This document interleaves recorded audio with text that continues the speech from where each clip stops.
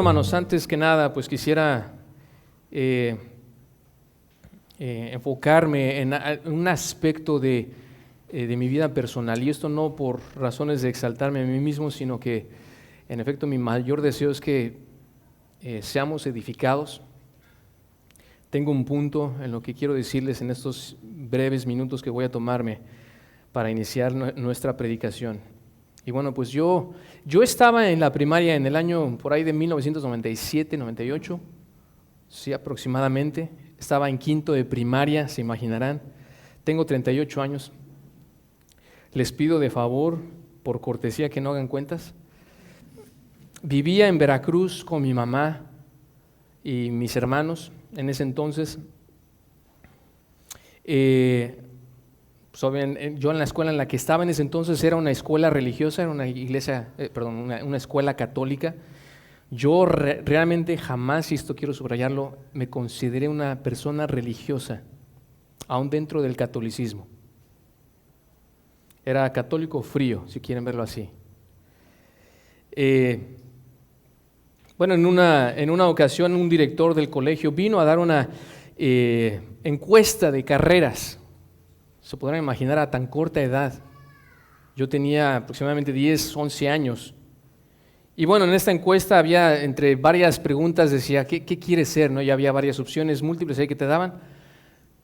Y yo escogí nada más y nada menos que a manera de pues broma simplista, no lo tomaba en serio, junto con un compañero ahí del salón, pusimos la misma opción, que queríamos ser ministros religiosos, pensando que era una bromita un tanto no seria y no grave. ¿Qué mal puede ocurrirle a alguien así, ¿no? A un niño de 10, 11 años decir que quiere ser ministro religioso. Obviamente, reitero, en este contexto de la Iglesia Católica, ¿no? Bueno, posteriormente regresa este rector o este director que hizo la encuesta y nos manda a llamar solamente a él, a mi amigo y a mí, que habíamos contestado de esta manera. Se podrán imaginar la cara de espanto que teníamos. Y en efecto nos empezó a hacer preguntas. Oigan, notamos que ustedes escogieron esta vocación. Queremos ver pues en qué podemos ayudarles. Y empezó a indagarnos, a explicarnos lo que conllevaba. Y mi compañero y yo volteamos así lentamente uno al otro en la cara y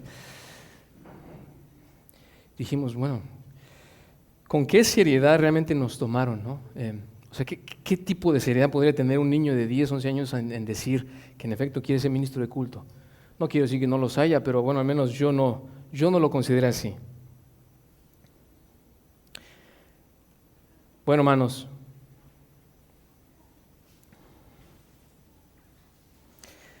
yo lo di prácticamente por perdido en esa ocasión. O sea, yo dije, aquí llegó esa breve experiencia religiosa que tuve en ese momento. Pero realmente, en lo que para mí era una broma, realmente para el Señor, realmente fue una oportunidad que Él tiene el mayor sentido del humor, ¿no es así? A mis 20 años, aproximadamente el Señor me rescató.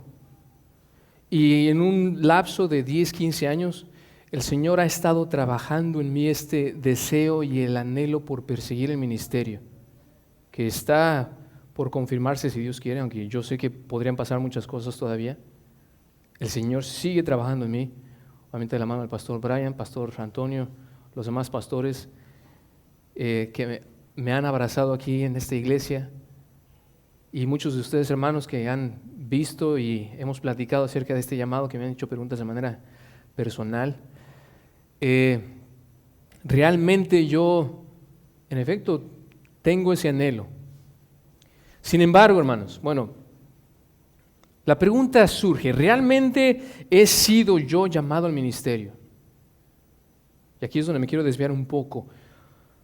La pregunta radica de manera general para cada uno de nosotros. ¿Realmente nosotros podemos saber de alguna manera que el Señor nos ha llamado al ministerio Y con ministerio no solamente me refiero al ministerio pastoral, sino al ministerio del evangelio, de predicar el evangelio, cada uno de nosotros. Que créemelo, que si tú has sido salvo, si tú ya has sido regenerado y el Señor te ha rescatado, yo creo que está por demás decir que tú también tienes este llamado a la gran comisión. Todos somos llamados a cumplir la gran comisión que el Señor Jesús nos dio hace más de 2000 años. 2000 años. Así que eso no está realmente en juego. Pero la pregunta es, ¿cómo puedo yo saber qué características tiene un ministro que predica el evangelio? Bueno, Pablo aquí se encontró en una situación similar en donde tuvo la necesidad de dar su defensa y en esta manera magistral, obviamente guiado por el Espíritu de Dios, él da características que definen a un verdadero ministro del evangelio. Así que, bueno, hermanos, habiendo dicho esto, quiero llevarlos a un breve viaje en el tiempo que ya hemos recorrido. Realmente han sido pocos los versículos, pero hasta aquí quiero llevarlos a un breve resumen de lo que ya Pablo ha dicho en esta maravillosa carta de él a los Gálatas. Recuerden que Pablo ya ha mencionado su saludo aquí en los versículos 1 al 3. Ya para entonces también ya ha mencionado su denuncia en los versículos 6 al 9, o su queja y reprensión, ¿recuerdan? Y ya también hemos visto su motivación en el ministerio en el versículo 10. A partir del capítulo 1, versículo 11 y hasta el capítulo 2, versículo 21, Pablo se concentra en su propia vida para defender su propio ministerio. Realmente esta es la sección más grande de estos dos primeros capítulos que realmente componen toda la defensa del ministerio de Pablo. Recuerden, lo habíamos mencionado en las primeras ocasiones. En esencia, su argumento es el siguiente: no hay nada en la vida del apóstol Pablo antes de su conversión, en su conversión y después de su conversión que lo calificara para ser un ministro del evangelio. Realmente su argumento es que solo hay una explicación para Pablo, el apóstol de los gentiles. Hay una sola razón para el ministerio del gran apóstol Pablo. Y esa, si lo pudiéramos resumir en una sola palabra, sería Dios. Dios es la única respuesta a la vida y ministerio del apóstol Pablo. Ya no vamos a darle lectura, mis hermanos. Ya mi hermano ya lo leyó. Por falta de tiempo no quiero tomarme más de lo necesario. Así que, habiendo ya leído el texto, mis hermanos, aquí en este texto, Pablo, como decía, defiende su ministerio, dándonos 3 de 6 argumentos de su vida. Solamente vamos a ver 3 de las 6 que da en esta gran sección del capítulo 1, versículo 11, hasta el capítulo 2, versículo 21, pero hasta donde vamos a llegar únicamente veremos esas 3 argumentos de su vida que te muestran que cómo es un verdadero ministro del evangelio.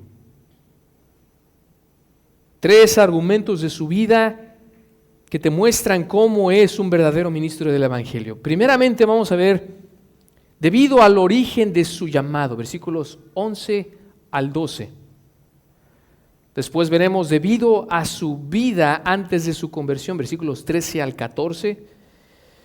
Y por último, debido a su conversión, versículos 15 y la primera parte del versículo 16. Entonces, la primera razón es debido al origen de su llamado, después debido a su vida antes de su conversión y después debido a su conversión. Vayamos ahora sí, entrando al texto, hermanos. Vean la primera parte, debido al origen de su llamado. Versículo 11.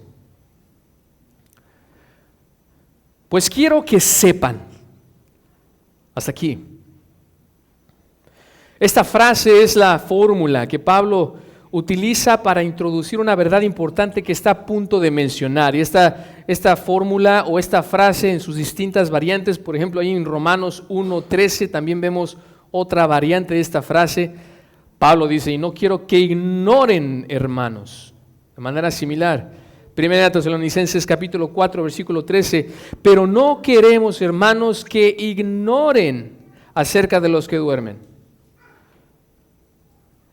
Esta frase podría ser traducida algo así como, pongan atención a lo que voy a decir a continuación. Es de suma importancia. Hermanos, continúa diciendo ahí. El primer uso de esta palabra la vimos ahí en el versículo 2, ¿recuerdan? En relación con los hermanos que estaban con él cuando escribió su carta. Pero aquí Pablo, por supuesto, es una referencia a su audiencia, a las iglesias de la provincia de Galacia, que también menciona ahí en el versículo 2.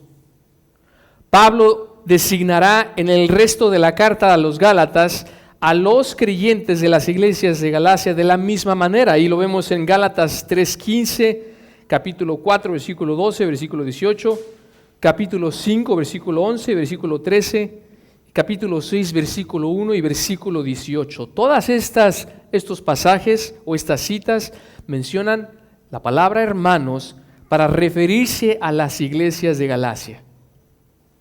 Esta designación entonces, mis hermanos, muestra el interés genuino de Pablo por las iglesias de Galacia debido a la relación íntima que guardan con su Señor como hermanos. Hay un vínculo común entre Pablo y los hermanos de Galacia. Y eso es lo que Pablo está apelando para construir su defensa, digamos así. Hay un genuino interés que se perspira en este texto. Al describir el origen de su llamado, Pablo presentará dos facetas de su origen. Noten, vamos a ver uno negativo y el otro positivo. Es decir, uno, que su origen no fue humano, y eso lo vemos en los versículos 11 y la primera parte del versículo 12. Y segundo, o la faceta positiva, que su origen fue divino, la segunda parte del versículo 12. Vamos a ver la primera parte, que su origen no fue humano. Continúa diciendo ahí Pablo, que el evangelio que fue anunciado por mí no es según, ¿quién? El hombre. Estas palabras del apóstol son simplemente un eco de lo que ya había dicho ahí en el capítulo 1, versículo 1, ¿recuerdan?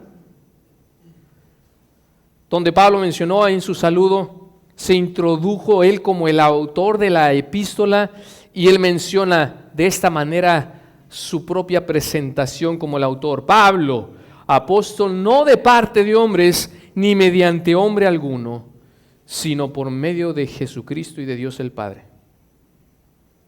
Bueno, aquí lo que quiero resaltar es que en efecto, de nuevo ahí, él enfatizó que él no era apóstol comisionado por hombre alguno, y por lo tanto él no escribía de parte de hombre alguno. La frase no es según o conforme al hombre, el hombre, puede indicar que tanto la fuente como la naturaleza del mensaje del evangelio que Pablo predicó no son humanos. No son humanos. Y continúa diciendo en versículo 12, pues ni lo recibí de hombre. La palabra recibí indica una transmisión de una tradición. Esto nos recuerda la manera en cómo los judíos religiosos de los tiempos del Señor Jesús, ¿recuerdan? Habían recibido sus enseñanzas por medio de tradiciones de hombres. Eso lo vemos, por ejemplo, ahí en Marcos capítulo 7, versículo 9. También les decía astutamente, ustedes violan, estas son palabras del Señor Jesús.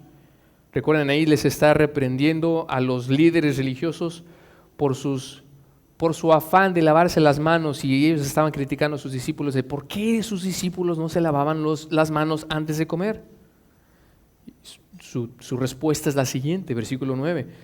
Astutamente ustedes violan el mandamiento de Dios para guardar su tradición.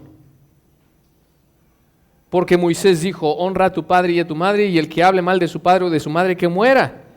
Pero ustedes dicen, si un hombre dice al padre o a la madre, cualquier cosa mía con que pudieras beneficiarte es corbán, es decir, ofrenda a Dios, ya no le dejan hacer nada en favor de su padre o de su madre, invalidando así la palabra de Dios por la tradición de ustedes, la cual han transmitido, y hacen muchas cosas semejantes a estas.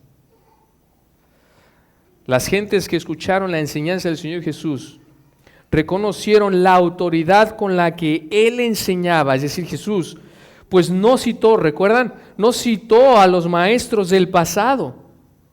Una referencia a la tradición de los judíos. Eso lo vemos al final del Sermón del Monte, ahí en Mateo 7, versículos 28 y 29. ¿Recuerdan la respuesta, la reacción de la audiencia después de tan maravilloso sermón que predicó el Señor? Cuando Jesús terminó estas palabras, las multitudes se admiraban de su enseñanza porque les enseñaba como uno que tiene autoridad y no como sus escribas. Es como si Pablo dijera, hermanos, aquí regresando a Gálatas, a diferencia del judaísmo que me fue transmitido por medio de las tradiciones de nuestros antepasados, yo no recibí el mensaje por medio de tradiciones. Eso es lo que estaba diciendo, tradiciones humanas. Y continúa diciendo, y Pablo, ni me fue enseñado. Esto se refiere a un proceso sistemático de enseñanza. Ahora, esto no significa, hermanos, noten con cuidado, esto no significa que nunca estuvo expuesto a la doctrina que la iglesia temprano, bajo la autoridad de los apóstoles, creía y enseñaba. Porque, en efecto, sí estuvo expuesto a eso. De hecho, él estaba tan consciente de la doctrina de la iglesia temprana que por esa razón incluso estuvo hasta dispuesto a destruirlos, ¿recuerdan? Y posteriormente a su conversión, Ananías, el profeta, viene a él y pasa un tiempo con él.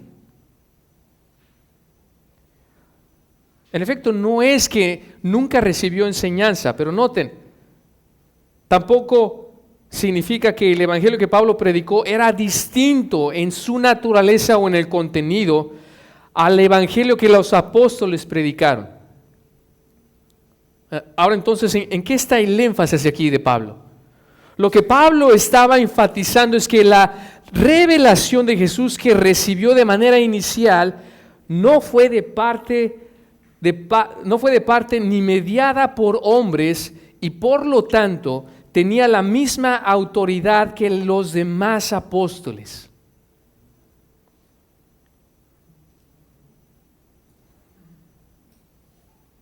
Ahora noten el aspecto o la faceta positiva de su origen, que su origen fue divino. Su origen fue divino. Y continúa diciendo ahí el apóstol, sino que lo recibí por medio de una revelación de Jesucristo.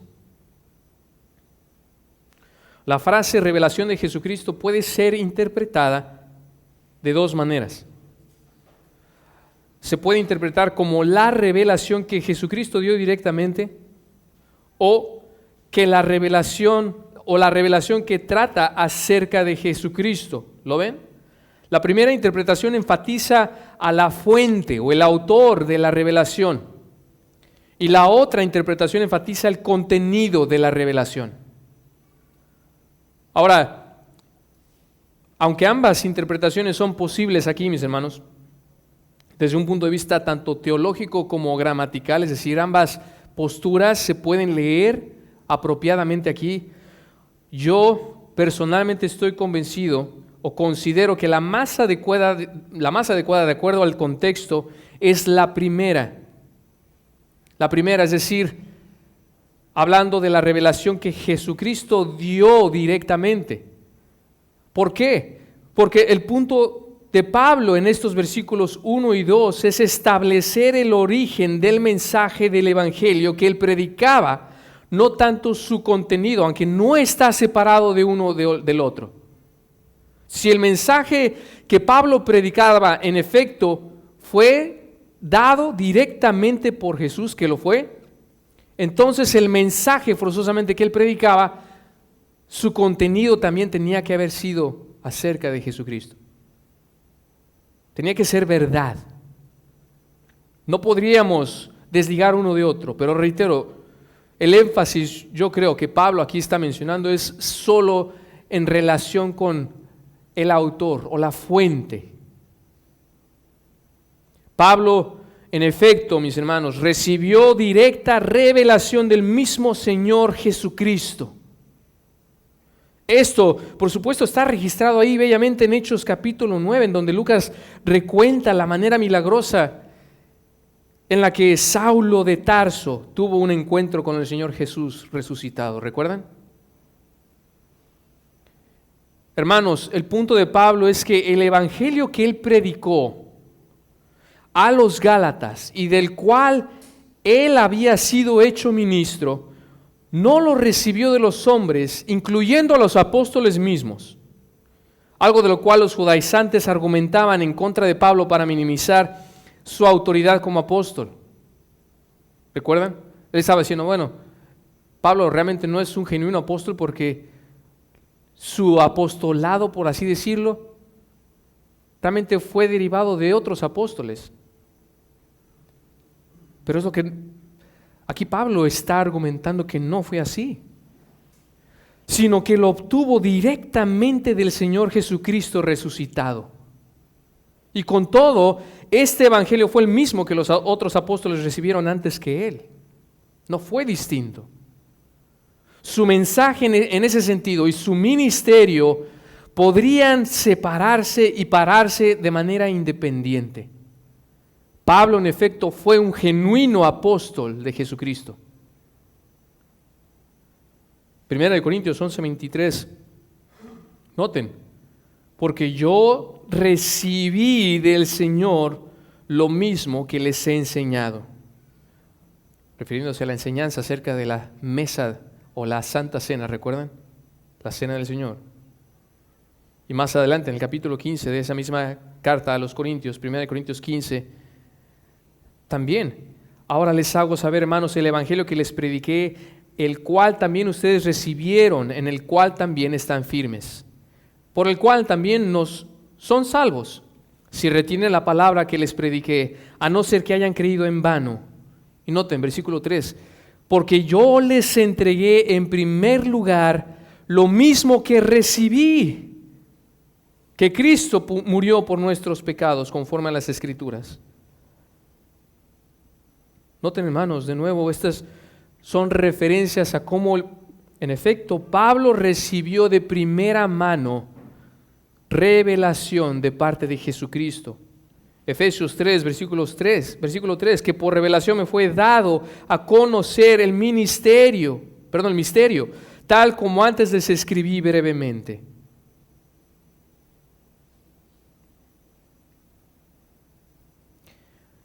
De nuevo, hermanos, con este argumento Pablo está construyendo en efecto que su llamado al apostolado fue genuino. ¿Por qué? Porque él recibió revelación directa del Señor Jesús. El Señor mismo se reveló a él, que es una de las características de un genuino apóstol. Recuerdan que haya visto al Señor Jesús resucitado. Al Señor Jesús, antes de su resurrección o después de su resurrección, eso no tiene diferencia, pero en efecto, él lo vio. Nadie podía desacreditar el ministerio de Pablo diciendo que Pablo no había visto al Señor Jesús. Eso es lo que estaba argumentando. Ahora noten su segundo motivo o su segundo argumento, debido a su vida antes de su conversión. Debido a su vida antes de su conversión. En este punto Pablo procede a narrar su vida antes de su conversión como segundo argumento para defender su ministerio. Y para hacerlo también da dos partes. Noten, en la primera parte va a describir su vida pasada, que fue marcada por su celo destructor, ahí versículo 13. Su vida pasada fue marcada por su celo destructor. Y dos, su vida pasada fue marcada por su avance religioso, versículo 14. Vamos a ver entonces la primera parte de su vida antes de su conversión, es decir, su vida pasada que fue marcada por su celo destructor. Versículo 13. Porque ustedes han oído acerca de mi antigua manera de vivir en el judaísmo. Véanlo ahí, mis hermanos. Los creyentes de las iglesias de Galacia sabían acerca de su vida pasada, es decir, la vida pasada de Pablo. Eso se refiere con que ellos habían oído acerca de su antigua manera de vivir. Aunque Pablo no menciona cómo es que lo sabían, si Pablo mismo se los contó o si alguien más se los había contado, el hecho es que ellos sabían su vida anterior en el judaísmo y de cuán desmedidamente perseguía yo a la iglesia de Dios. Note cómo Pablo aquí describe su empresa de perseguir a la iglesia y note cómo usa superlativos y noten cómo establece tanto el grado como la frecuencia. Note el grado, desmedidamente. El original es una palabra de donde podremos derivar la palabra castellana hipérbola, una hipérbola, que en asuntos matemáticos es simplemente una exageración. Es decir, exageradamente, en frecuencia, perseguía. El tiempo del verbo indica una acción continua, o habitual. El apóstol entonces, Pablo, perseguía exagerada y continuamente a la iglesia de Dios. Esa era la idea. No se cansaba. Su celo era tal que se agotaba. Era su hábito. Probablemente se iba a su cama, si es que dormía, pensando cómo al día siguiente iba a seguir persiguiendo a la iglesia. Posteriormente, noten, Lucas incluso registra la interpretación misma del apóstol Pablo sobre su intensa persecución en contra de los cristianos. Véanlo ahí en Hechos capítulo 22, versículos 3 al 5. Ahí obviamente el contexto es que él ya está preso, está siendo enjuiciado, y Pablo da testimonio de su misma conversión. Y dice, yo soy judío, nacido en Tarso de Cilicia, pero criado en esta ciudad, educado bajo Gamaliel, en estricta conformidad a la ley de nuestros padres, siendo tan celoso de Dios como todos ustedes lo son hoy. Perseguí este camino hasta la muerte, encadenando y echando en cárceles tanto a hombres como a mujeres, de lo cual pueden testificar el sumo sacerdote y todo el concilio de los ancianos. De ellos recibí cartas para los hermanos y me puse en marcha para Damasco con el fin de traer presos a Jerusalén, también a los que estaban allá, para que fueran castigados. Capítulo 26 también, más adelante, recuenta de una manera muy similar lo mismo.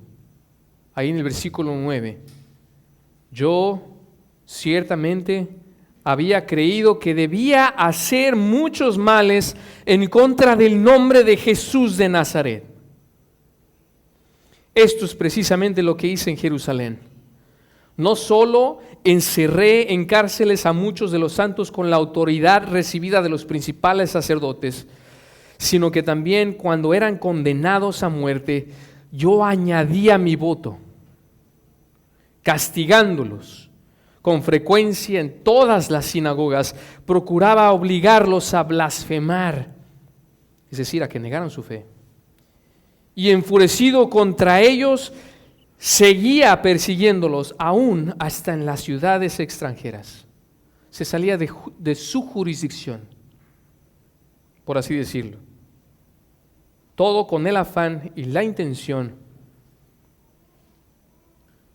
de perseguir a la iglesia de Cristo. Aún con su celo abrasador, mis hermanos, aún con su celo abrasador, lo que realmente agravó su incesante persecución fue que perseguía no a una secta judía o a un grupo político, sino a quién, mis hermanos, a la iglesia de Dios. Así lo dice el texto. Véanle ahí en versículo 13. A la iglesia de Dios. Esta frase, hermanos, resalta la relación íntima que el cuerpo de Cristo tiene con Dios. ¿No es así? El Señor estableció esa relación, el mismo Señor Jesucristo, cuando Él confrontó a Saulo, declarándole que perseguir a la iglesia era perseguir a Cristo mismo. Hermanos, esto no era algo sin importancia. Esto era gravísimo, hermanos. Si estaba consciente o si no estaba consciente, no le agrega o le quita más gravedad al hecho de que en efecto Pablo, al perseguir a la iglesia, estaba persiguiendo a Cristo mismo. Y así también nosotros, mis hermanos. Bueno, por un lado también nos debería de agregar un celo santo de no pecar en contra de la iglesia de Cristo, porque estamos pecando en contra del Señor Jesús, ¿no es así? ¿Recuerdan a Ananías y Zafira, que le mintieron al Espíritu de Dios? Le mintieron a la iglesia realmente, pero le mintieron al Espíritu de Dios, así lo interpretó Pedro. Pecar en contra de un hermano es pecar en contra de Cristo también. El Señor Jesús lo dijo también, ¿recuerdan? O el bien que le hagamos a una persona, a un hermano, se lo hacemos a Cristo. El mal que le hagamos a un hermano, se lo hacemos a Cristo.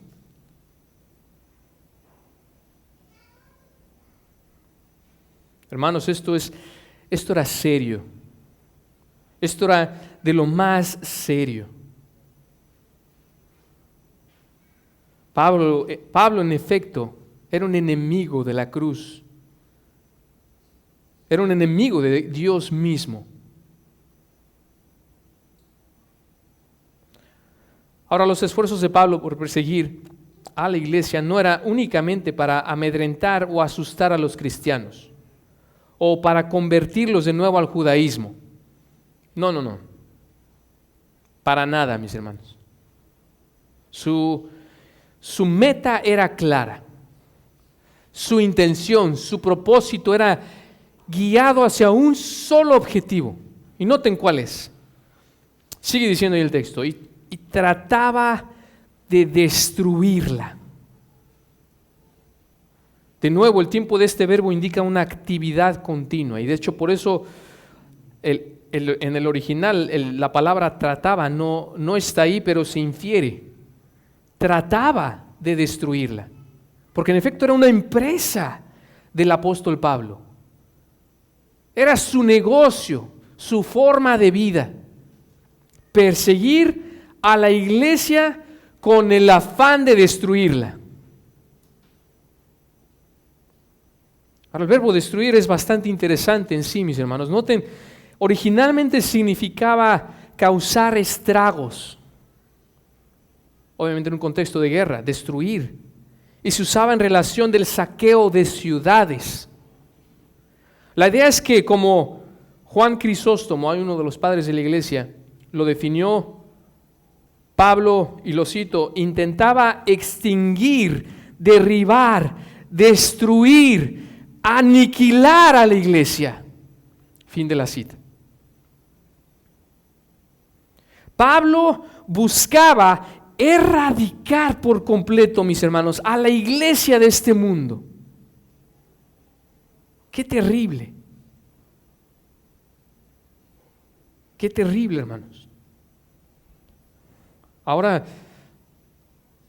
alguien diría, bueno, si Pablo, si estás queriendo argumentar que en efecto esto te hace más calificado, como que no nos convence mucho.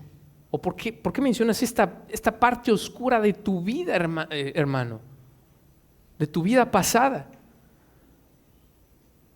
¿Por qué mencionaría esto el apóstol Pablo? Bueno, ¿lo decía para gozarse pecaminosamente de los pecados de su vida pasada? Por supuesto que no, todo lo contrario, mis hermanos. Pablo aquí humildemente reconoció que su celo por destruir a la iglesia de Dios lo hacía indigno de su condición como ministro del Evangelio.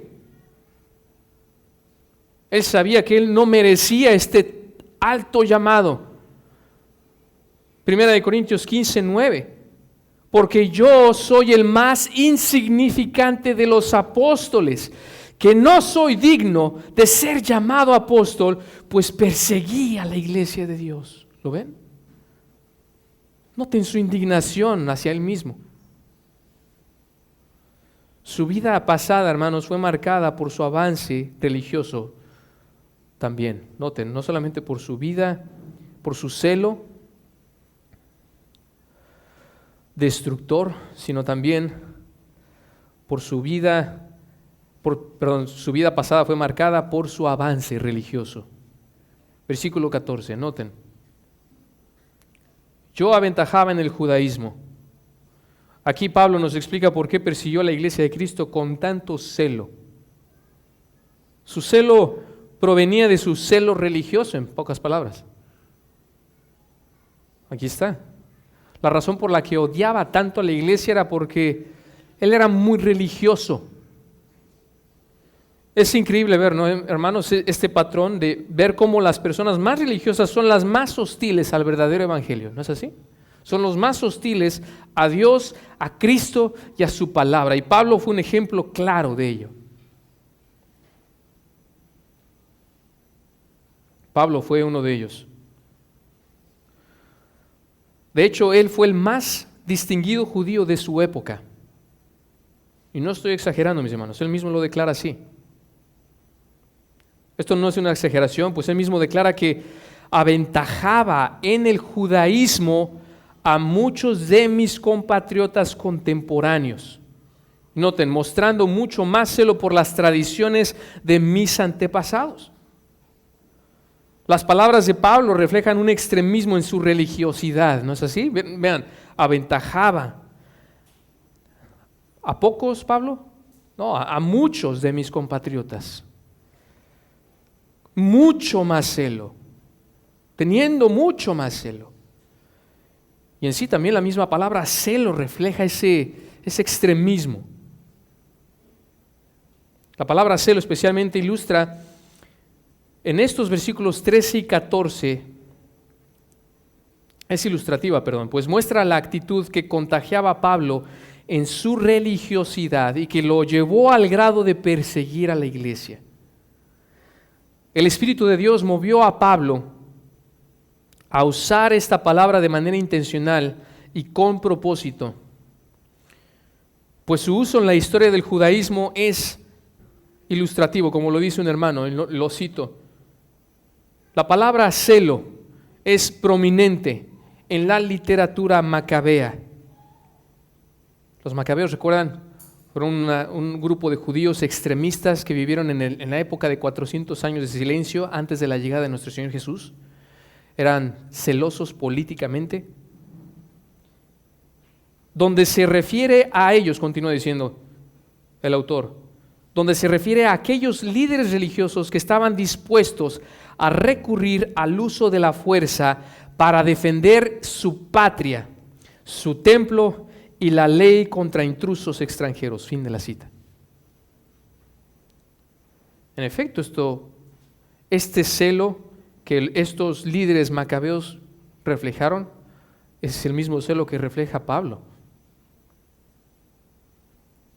Como lo dijo incluso el Señor Jesús, muy probablemente Pablo pensó que al perseguir celosamente a la iglesia estaba rindiendo un servicio a Dios. Esto nos deja ver que en efecto, hermanos, no importante qué tan devoto seas a tu religión, si es una falsa religión, no sirve de nada. Incluso todo lo contrario, te puede hacer más hostil a la verdad, a la verdad del Evangelio. Tienes que abandonar todo supuesto sentido de autojusticia y de religiosidad si es que quieres llegar a los pies de Cristo. Esto es un ejemplo de ello. Pablo tuvo que ser humillado a tal grado para que reconociera, en efecto, que todo aquello de lo cual él se jactaba, su religiosidad, que aquí menciona Pablo, realmente era basura, y eso es lo que así como lo describe él, peor que ello.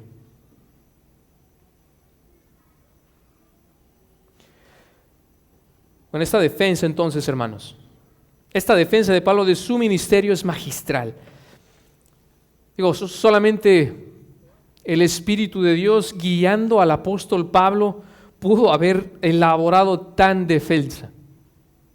Pues el pasado de Pablo, ya lo habíamos dicho, lancé la pregunta, ¿por qué diría esto Pablo?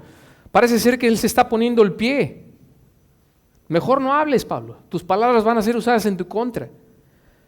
Pero todo lo contrario, noten, tanto en su persecución, el pasado de Pablo, tanto en su persecución de la iglesia, como de su progreso impecable en el judaísmo, no podría explicar por qué ahora, es decir, en el tiempo en el que estaba escribiendo la carta, por qué en ese momento, ahora, Pablo con el mismo celo había abrazado ahora el evangelio de la gracia de Dios. ¿Lo ven? Nada en la vida pasada de Pablo podría explicar cómo había llegado de ser Saulo, el perseguidor del evangelio, a Pablo, el predicador del evangelio. Solo Dios era la explicación misma, hermanos. Y eso es justo lo que Pablo mencionará ahí en los versículos 15 al 16, en nuestra siguiente sección. Debido a su conversión, noten eso. Su tercer argumento aquí, Pablo radica en que debido a su vida antes de su conversión, que fue caracterizada por su celo religioso y perseguidor y destructor, solo Dios es la explicación de tan cambio radical en su vida. Y aquí, de la misma manera, aquí Pablo va a elaborar 3 puntos dentro de estos 2 versículos, versículo 15 y versículo 16. En su primera parte nos va a dar 3 elementos de la conversión de Pablo que Dios, y noten aquí, es intencional cuando digo Dios obró en Pablo, porque aquí Pablo no es el sujeto de esta oración. Dios es quien lo hizo. Noten, primero, Dios lo eligió en el pasado, primera parte del versículo 15. 2, Dios lo llamó por su gracia, versículo 15 en su segunda parte. Y tercero, Dios reveló a su Hijo en él, versículo 16, la primera parte. Vamos a ver cada una de estas con el tiempo que me queda, mis hermanos. Oren por mí para que acabe tiempo. Quiero darles todo el paquete, pero tampoco quiero excederme en tiempo y abusar de su tiempo, hermanos. Versículo 15, primera parte, véanlo ahí. Dios lo eligió en el pasado. Pero cuando Dios, este es un gran pero. Usualmente cuando alguien te dice pero, como que suena negativo, ¿no? Bueno, este es un pero hermoso, hermanos. Un pero bello. Pero cuando Dios, que me apartó desde el vientre de mi madre. Qué hermosa figura. Obviamente aquí está usando un lenguaje del Antiguo Testamento, ¿no es así? Otros hermanos santos, hombres de Dios del pasado que usaron esa misma palabra para referirse alto y maravilloso y hermoso llamado que recibieron. El verbo que se traduce como apartó, en el original significa separar o incluso hasta romper. En este contexto se refiere de Dios apartando para un servicio o llamado especial. Así lo usa Pablo también ahí en Romanos 1:1. Pablo, siervo de Cristo Jesús, llamado a ser apóstol, apartado, ahí está, para el Evangelio de Dios. Pablo aquí tenía en mente, noten hermanos, una predeterminación en su llamado al apostolado, incluyendo su salvación obviamente. Su uso de la frase desde el vientre de mi madre, como lo decía intencionalmente, apunta al plan predeterminado de Dios para usarlo de forma especial, aunque no necesariamente significa que esa determinación o ese plan comenzó o ocurrió en la concepción del apóstol Pablo, sino en la eternidad pasada. ¿No es así? Efesios 1:4, que hemos sido escogidos antes de la fundación del mundo. Isaías 49:1, escúchenme, islas, y atiendan pueblos lejanos. El Señor me llamó, esto es el testimonio de Isaías, desde el seno materno, desde las entrañas de mi madre, mencionó mi nombre. Qué hermosa figura, hermanos, pero reitero, esto es una manera antropomórfica, por así decirlo, de cómo Dios está hablando lenguaje de bebé para ilustrarnos qué tan bellamente el Señor ya nos tenía en sus planes, en los planes de Isaías y así también en los de Pablo, para salvarlo y para comisionarlo para un servicio especial. Jeremías 1:5, antes que yo te formara, y noten ahí, antes que yo te formara, obviamente no estaba concebido ni siquiera, en el seno materno te conocí. Ya tenía una relación íntima contigo, Jeremías, antes de que existieras. Y antes que nacieras te consagré, te puse por profeta a las naciones. Wow. Si esto no te da un sentido de propósito, hermano, no sé qué lo podría hacer. Pablo, en efecto, interpretó su llamado de esa manera, pero el Señor le dijo: ve, porque Él es mi instrumento escogido. Le dijo a Ananías estas palabras. ¿Recuerdan? Pablo ya había sido convertido, estaba aguardando la llegada de Ananías, y entonces le anima a Ananías a que vaya, porque Ananías sabía de la reputación de Saulo de Tarso, lo que ya vimos hace un momento. Y no también las palabras del Señor para animar a Ananías. Obviamente yo lo hubiera entendido, seguramente estaba temblando, pero el Señor le dijo: ve, porque Él es mi instrumento escogido. ¿Notan? Él es mi instrumento escogido para llevar mi nombre en presencia de los gentiles, de los reyes y de los israelitas, porque yo le mostraré cuánto debe padecer por mi nombre. Dios, hermanos, escogió a Pablo no solo para salvación, sino también para su servicio especial. Su servicio especial. Entonces, bueno, no solo Dios lo escogió, sino que también lo llamó por su gracia. Vean ahí la segunda parte del versículo 15. Y me llamó por su gracia. Hermanos, es el llamado eficaz de Dios. Es el único que puede interpretarse de esta manera.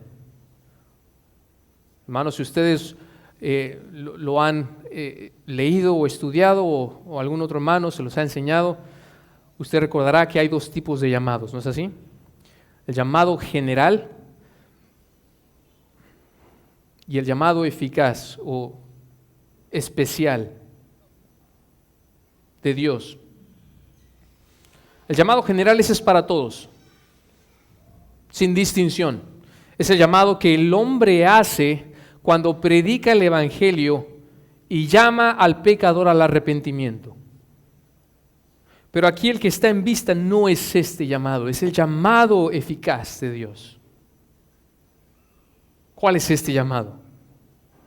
Este es el llamado eficaz de Dios en la salvación de un pecador y que siempre, noten hermanos, siempre llevará al arrepentimiento y a la fe en Jesucristo. Como un hermano lo explica y lo cito, el llamado eficaz es el llamado general, la oferta libre a todas las personas a la salvación por medio del evangelio, acompañado de la obra poderosa del Espíritu Santo, regenerando el corazón y asegurando la respuesta sincera del pecador para salvación. Fin de la cita. Este es el llamado aquí. ¿Cómo lo sabemos? Porque Pablo fue convertido como resultado de este llamado de Dios por su gracia. Entonces, como resultado de la elección de Dios hacia Pablo, noten la progresión, es que él fue llamado. Así es la progresión. Todo aquel que ha sido escogido por Dios desde antes de la fundación del mundo será llamado. ¿No es así? Estamos confiados de ello. En el caso especial de Pablo, como ya lo vimos, la palabra de Dios que el Espíritu Santo utilizó en su llamado fue la revelación directa del Señor Jesús en el camino a Damasco. Lo que Pablo mencionará a continuación como último elemento en su conversión. Nótenlo ahí. Dios reveló a su Hijo en él. No solo lo escogió, no solo lo llamó, sino que también le reveló a su Hijo en él. Versículo 16, primera parte, tuvo a bien revelar a su Hijo en mí. El verbo tuvo a bien es clave en estos tres versículos, versículos 15 al 17. Realmente este es el verbo principal. Este verbo permea realmente toda la obra de conversión que Dios hizo desde la eternidad pasada hasta su conversión.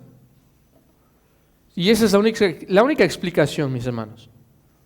Noten, literalmente puede traducirse este verbo de tuvo a bien como se plació o le agradó revelar a su Hijo en mí. Esta palabra junto con la frase su gracia, ahí en el versículo 15 anterior, refleja la actitud general de Dios en la conversión del apóstol Pablo, que podríamos resumir como la gracia soberana de Dios. Su gracia, ahí está en la frase, por su gracia, pero esa soberanía, eso es lo que apunta el hecho, la frase de le plació, tuvo a bien. Su buena voluntad, motivada por su gracia, en ese sentido, fue lo que motivó a Dios a escoger a Pablo, no, nada más. No había nada especial en Pablo, ya lo vimos. Todo lo contrario. Dios, hermanos, se complació y motivado por su gracia en revelar a su Hijo en mí. Noten qué bello, hermanos. La frase en mí podría, más bien quisiera primero acercarme desde un punto de vista negativo. Ha sido malinterpretada. Como si Pablo hubiese querido decir que la revelación de Jesucristo fue únicamente algo interno, subjetivo y místico. Pero no fue así. Y bueno, de hecho la frase en mí también podría traducirse como hacia mí. No necesariamente en mí, en ese sentido de algo interno, algo subjetivo, sino hacia mí, dando lugar a una revelación objetiva. Y ahí empieza, mis hermanos. No es que el aspecto subjetivo o interno necesariamente está descartado. Ambas deben de estar presentes. La revelación objetiva. Ahora, ¿qué tenemos, hermanos? Su revelación objetiva es la palabra de Dios. Pero de nada me sirve memorizarme la palabra de Dios si Dios no ha impreso esa revelación en mi corazón. Dios tiene que prender el foco, ¿no es así? Puedo tener muchas verdades en mi mente, pero si Dios no prende el foco, si Dios no me da el entendimiento, no quita el velo, entonces esa revelación objetiva que yo obtengo de la palabra de Dios, no esperen revelación como Pablo ahí en Damasco. Si quieren ir a Palestina como viaje está bien para conocer, pero ahórrense el viaje, mis hermanos, si quieren tener ese tipo de revelaciones. No las hay. La conversión de Pablo fue única, pero aquí el punto es que en efecto, el llamado de Pablo fue objetivo, fue real, que Dios, Jesús, se le apareció, que incluso concuerda con su testimonio que ya vimos ahí en Gálatas 11 y 12. Dios reveló a Jesucristo, el apóstol Pablo, de una manera visible y palpable, que no tendrían excusas para descalificar a Pablo como un apóstol genuino, pues él mismo había visto a Jesús resucitado. Él mismo lo dijo ahí en 1 Corintios 15, versículos 6 y 8. Luego se apareció a más de 500 hermanos a la vez. Este es Pablo aquí explicando la resurrección de Cristo. La mayoría de los cuales viven aún, pero algunos ya duermen. Después se apareció a Jacobo, luego a todos los apóstoles. Y al último de todos, como a uno nacido fuera de tiempo, se me apareció también a mí. ¿Lo ven? Fue una revelación objetiva, no fue, Pablo no estaba soñando. Pero por otro lado, mis hermanos, no solo fue una revelación externa, como dijimos, que llenó su mente de información, sino que también esta revelación fue interna. En ese momento que Pablo vio al Jesucristo resucitado en su gloria, en ese momento también él vio que él había estado persiguiendo no a una secta religiosa, sino al mismo Señor, quien él juraba servía. Esta revelación fue interna también, la del corazón. Hasta que Pablo describe ahí en 2 Corintios 4, versículo 3, y si todavía nuestro evangelio está velado, para los que se pierden está velado, en los cuales el Dios de este mundo, Satanás, ha cegado el entendimiento de los incrédulos para que no vean el resplandor del evangelio de la gloria de Cristo, que es la imagen de Dios. En ese momento, a pesar de que fue cegado físicamente, el Señor había hecho un milagro más profundo. La ironía es que había quedado ciego físicamente, pero había cobrado su vista espiritual, ¿no es así? En efecto, el velo había caído. Ya podía ver en toda su gloria y resplendor a nuestro amado Señor Jesucristo.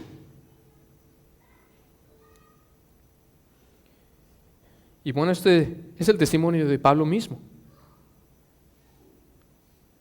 Podemos verlo entonces en esas tres fases de su defensa, hermanos. Esas tres características, esos tres argumentos que nos definen para nosotros cómo se ve un verdadero ministro del Evangelio. En su llamado, en su vida pasada y en su conversión.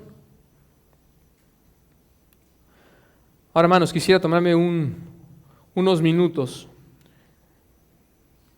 que me quedan para algunas consideraciones de su aplicación.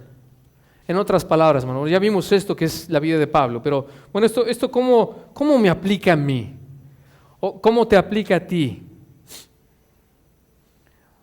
¿Cómo le aplica ahí a mi hermano Tato, mi hermano Seth, a mi hermana Mavi,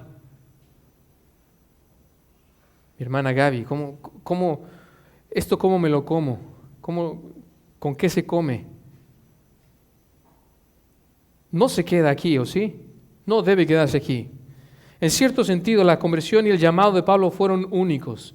Y en ese sentido, hermanos, no es que debemos esperar que detalle a detalle esto se va a ver también en nosotros. Como decíamos, su conversión fue única en el sentido de que el Señor mismo se le reveló de manera objetiva, como decíamos, externamente. Sin embargo, hay varias verdades y principios que aplican para nosotros hoy día. Y digo nosotros porque todos nosotros hemos sido llamados a ser proclamadores del mensaje del Evangelio, como decía al principio. No solo los pastores y maestros, no solo los maestros de escuela dominical, no solo los plantadores de iglesias. Todos estamos llamados a cumplir la gran comisión. Así que, ¿cómo se ve un ministro del Evangelio? Noten, primeramente, como una implicación de lo que hemos dicho hasta ahora, así como el origen del llamado de Pablo, tú no puedes ver la gloria de Jesucristo a menos que Dios ilumine tu mente para que veas la gloria de Cristo en el Evangelio. Reitero, aquí en su palabra. Mateo 16, versículos 16 y 17. Simón Pedro respondió: tú eres el Cristo, el Hijo de Dios viviente. Esa maravillosa confesión de Pedro acerca de Jesús. Entonces Jesús le dijo: bienaventurado, feliz, dichoso eres, Simón, hijo de Jonás, porque eres muy listo. ¿Eso es lo que dice el texto? Porque esto no te lo reveló carne ni sangre. ¿Lo ven? Lo mismo podría haber dicho Pablo también en su defensa. Sino mi Padre que está en los cielos. Mi Padre que está en los cielos. Todo genuino ministro del Evangelio tiene que ser iluminado por Dios para que pueda apreciar el glorioso Evangelio. Porque solo así, hermano, realmente puedes proclamarlo con la misma gloria, ¿no es así? Digo, no es que si no eres inconverso, no quiere decir que a lo mejor el Señor no puede usarte en su soberanía y providencia. Hay testimonios, casos en los que un incrédulo puede cargar el mensaje del Evangelio y llevar a otros a Cristo sin él salvarlo. Pero hermano, si tú quieres, y son los casos raros, o sea, no es la norma en la que Dios decide obrar. Dios obra de esta manera. Si te va a llamar al ministerio del Evangelio, va a iluminar tu mente. Que lo hizo cuando prendió el foco de manera inicial en tu conversión, ¿es así? Eso no descarta tampoco de ninguna manera el hecho de que tú tienes la responsabilidad de estudiar la palabra de Dios y no esperar que caiga revelación del cielo, mis hermanos. Es el esfuerzo diligente de 2 de Timoteo 2:15 de presentarnos aprobados delante de Dios, como obreros que no tienen de qué avergonzarse y que usan o dividen bien la palabra de verdad. Segundo, así como Pablo antes de su conversión, todos nosotros, hermanos, éramos pecadores. Nacimos naturalmente en un estado de muerte espiritual, Efesios 2, 1 al 3, y estamos inhabilitados espiritualmente para hacer méritos agradables a Dios y que le puedan dar una estancia de justicia delante de Dios santo y justo. No hay nada que puedas hacer para cambiar tu condición de pecador. No importa, hermano, si somos pecadores flagrantes o somos pecadores hipócritas como Pablo en su legalismo. Así como Pablo, es importante reconocer nuestra condición de pecado para que podamos recibir su gracia, ¿no es así? Salmo 51. Por lo tanto, hermanos, todo genuino ministro del Evangelio reconoce, escucha esto, su indignidad de tan alto llamado debido a su vida antes de su conversión. Si ya fuiste humillado, hermano, quédate ahí reconociendo que en efecto la gracia, solo la gracia es la explicación de por qué estás en algún ministerio, si es que estás en un ministerio. De manera formal, pero de manera informal, reitero, hermano, tú debes de estar involucrado en la predicación del Evangelio. Debes de estar compartiendo el Evangelio con tus semejantes, vecinos, compañeros, familiares. Y hermano, lo que va a permitir que tengas eficacia a que prediques el Evangelio con humildad, pero con autoridad y amor a la vez, es de que lo hagas con un sentido de indignidad. Porque nadie está aquí, nadie se para en el púlpito diciendo, yo logré esto. Solo por la gracia de Dios que estamos aquí. Y podemos incluso servirle. E incluso siquiera ser llamados siervos inútiles. Y por último, hermanos, así como Pablo, también nosotros hemos sido objetos de la gracia soberana de Dios, que ya lo mencionaba hace un momento, a quien le plació en la eternidad pasada escogernos, hermanos, para después llamarnos y para que nosotros pudiéramos responder al mensaje del Evangelio en arrepentimiento y fe. Es la única explicación. Todo gracias a Dios. Todo una expresión de su placer, de su gracia soberana hacia nosotros. Todo genuino ministro del Evangelio entonces reconoce que su llamado a la salvación es también un llamado al servicio, los cuales Dios planeó de antemano. Dios planeó no solo tu salvación, sino también tu servicio. Escucha Efesios 2, versículos 8 y 10, y con esto termino, hermanos. Porque por gracia ustedes han sido salvados, por medio de la fe, y esto no procede de ustedes, sino que es don de Dios, no por obras, para que nadie se gloríe. Porque somos hechura suya, obra suya, creados en Cristo Jesús para hacer buenas obras, las cuales Dios preparó de antemano para que anduviéramos en ellas. Todos tus límites, desde tu principio hasta tu final, ya han sido determinados de antemano por Dios. Que esto nos dé un sentido de urgencia y de propósito en no desperdiciar el tiempo, sino redimir el tiempo, porque los días son malos. ¿No es así? Efesios 5. Y nos dé un sentido de propósito más profundo, saber que el Señor, entre tanto que estemos aquí en esta tierra, en efecto tenemos el propósito de declarar las grandes virtudes de aquel que nos libró. Oremos, mis hermanos.